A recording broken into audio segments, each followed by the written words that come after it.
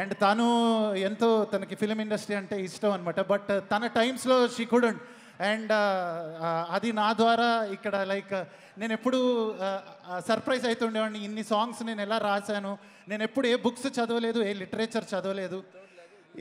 ఇది నిజం. నాతో పరిచయం ఉన్న ప్రతి వ్యక్తికి తెలుసు ఇది. బట్ ఎలా నేను ఇదంతా చేస్తున్నాను అంటే నాకు అర్థమైంది ఇదంతా మా మదర్ జీన్స్ అని నాకు అర్థమైంది. So thank you mummy.